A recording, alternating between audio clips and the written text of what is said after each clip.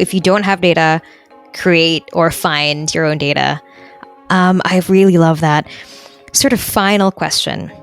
What are your tips for people if they are either in product marketing or they have their own company and they want to, make their product better? I think I can tell what your number one tip is, which is understand your audience.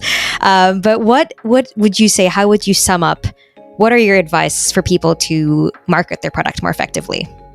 I would say one thing that maybe we haven't talked about enough in this session, and it's definitely something that I even personally want to focus on more, is also really having a fundamental understanding of your internal stakeholders. And so I think product marketing, the success of product marketing is so often hinged on the internal stakeholders in your organization. If you're creating messaging and people in sales don't believe what you're writing, they don't, because they're seeing something else when it comes to their interactions with their customer, or if you're working on a go-to-market and you're showing it to the product team and they don't think that the segmentation that you've chosen to go to market to is the right choice, then you're going to have a fundamental disconnect and a lack of trust in your organization.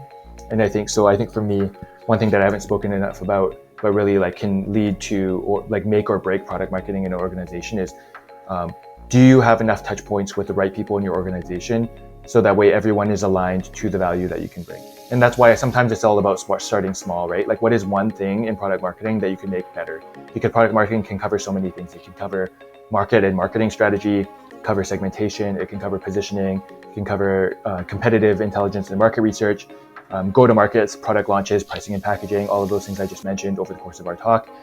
All of those things are things that usually fall under the purview of product marketing in some way or another. And so how can you focus on that one thing that everyone in the organization understands to be a challenge? How can you uplift that one thing by working well with your stakeholders? And then through that building and accumulation of trust, how can you then start looking at the rest of the things that you slowly need to, of course, bring under your sort of portfolio? And I guess that maybe ties back to that question that you asked Jacinta about, the difference between low maturity and high maturity organizations is, especially in product marketing, is in a high maturity one, I bet you all of the things I just listed in some shape or another are already underway. And so it's how do I continue to just plus one, get 1% better every day in each of these areas? Whereas when you're in a lower maturity organization, maybe you're the sole PMM in the organization.